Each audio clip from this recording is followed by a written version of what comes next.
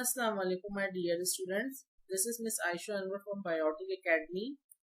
Hope you are enjoying the lessons which I am discussing over here and your concepts are getting clear about the topics in biology. Today my topic is transport system in plants. What is transport system in plants and why do plant needs a transport system?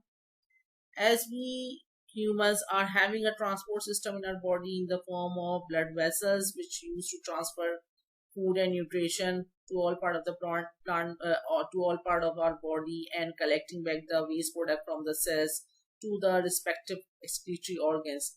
Likewise, in the plant body, they are having a proper transport system which is used to transfer all the dissolved minerals, ions, and water to all the respective parts of the plant body. Plant basically have this transport system for the transfer of water, foods, and dissolved minerals to all cells in the plant body. As we all know that plant are having these leaves which are considered as the kitchen of the plant body. These are considered as the kitchen of plant body. Kitchen of the plant body means these leaves are responsible to perform the process of photosynthesis, and the leaves are basically after the formation of glucose in the leaf, that glucose is being transferred to all the different parts of the plant body with the help of the vessels in the plant body which are taking the glucose from the leaves and distributing it to the each and every cell of the plant. Now the transport system is made up of the vessels, and the network of these vessels are basically spread in root, stems, and leaves. In all these parts of the plant body, they have this network of vessels which are responsible to carry all these nutrient, food, and dissolved minerals to the all part of the plant.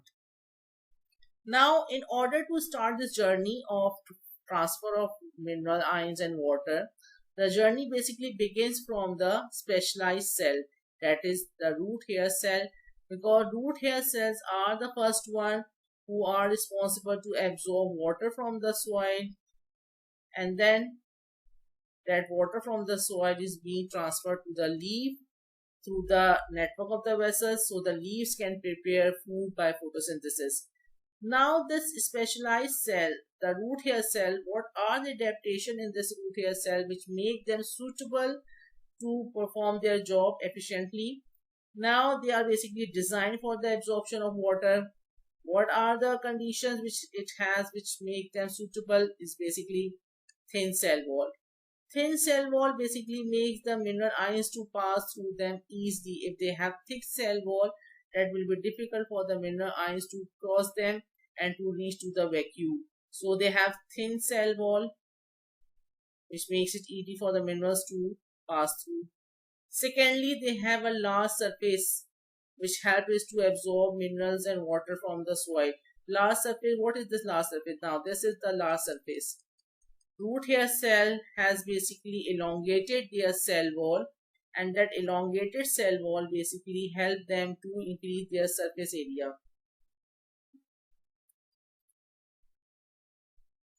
They have elongated their cell wall structure in this thread-like structure which help them to penetrate deep inside the soil, and then after penetrating deep inside the soil they are capable to absorb maximum amount of water and mineral from the soil easily and to conduct that water and ions from the soil towards the deep inside the remaining part of the plant body. So they are having basically this elongated cell wall which is the thread like cell wall which basically increases the surface area for the absorption of water and minerals.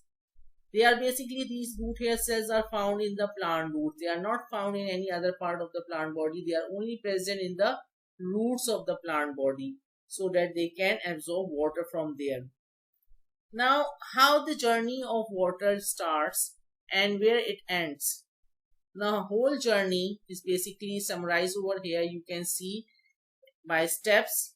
There are numbers present over here in this slide by the help of which you can understand the journey of conduction of water from the soil till it reaches to the leaves and then diffuse out again to the environment through stomata. Now the journey begins from here. Water in the soil, journey number 1 starts from here. Then this water is being absorbed by the root hair cell. Root hair cell is going to conduct that water to the root cortex. Now what is this root cortex? This basically the area where the different cells are present around the xylem vessels and phloem vessels. In the center of the root TS, this root cortex area is basically having cells. The water will move across through this cortical region and will enter into the xylem vessel. Now when the water reaches into the xylem vessel, it is conducted upward. Water is conducting upward by the help of a pulling force, that is the transpiration pull, which we will discuss later, how that pulling force enables the water to move upward against the gravity. Now the movement of water takes place through the xylem vessel upward in the plant body until it reaches to the leaves. And I told you that leaves are the kitchen of the plant body because all the process of photosynthesis is taking place over here. So they need a constant supply of water over here through the veins of the leaves. So water reaches here in the leaves and the leaves will use the appropriate amount of water they need for the process and other metabolic reactions, and the rest of the water is being diffused out through the stomata of the leaves. And I told you previously that stomata are the small pores on the underside of the leaves, and these holes are responsible for the exchange of gases and to remove excess water from the plant body in the process of transpiration. So the journey begins from here, from number 1 till number 7. You can see how these vessels are helpful in providing the water to the leaves, and how this journey of water is basically starting from here and how it's ending till here on stomata of the leaves. Now we are here in the slide can see that xylem vessels are present in the stem. They are present throughout the stem. Xylem vessels basically I told you that the plant have transport system in the form of the vessels. So these vessels are basically xylem and phloem. Xylems are responsible for the transfer of water and minerals from the roots to all part of the plant body towards leaf and other part of the plant body, and phloem are responsible to take glucose from the leaf and distribute it to all part of the plant body. Together we call them vessels. Now we can see that xylem vessels are present in the stem. How we can investigate either xylem vessels are present in the stem or not?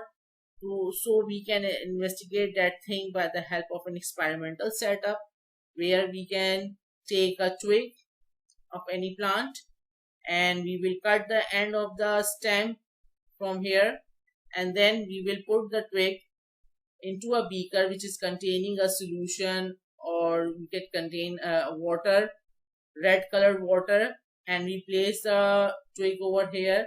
We will cut the end of this stem so that the water can enter into the twig easily and quickly, and then we will keep the setup for 3 to 4 hours. Now after 3 to 4 hours we will observe that the veins of the leaves are appearing red. How they are appearing red? Why they are appearing red? What is the purpose of this thing, that red color, from where does it come?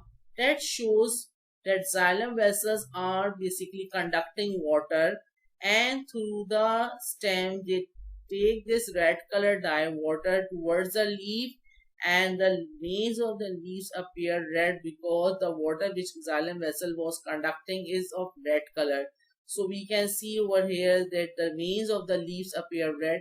That shows that xylem vessels are responsible for the conduction of waters and minerals from the soil to all part of the plant body. And if we take the TS of this stem, so we can see over here the stem TS will show that the xylem vessel, the cell of the xylem vessels appear red. You can see over here that shows that xylem vessels are responsible for the conduction of water and mineral from the soil to all part of the plant body. So here till here I hope my student that you have understood the concept of transport system in the plant, how xylem vessels are responsible for the conduction of water from the root to all part of the plant body, and how the Root hair cells are adapting themselves to absorb maximum amount of water and mineral and transport them to the remaining part of the plant body. This is Miss Aisha Anwar from Biotic Academy. Till my next lecture, take care.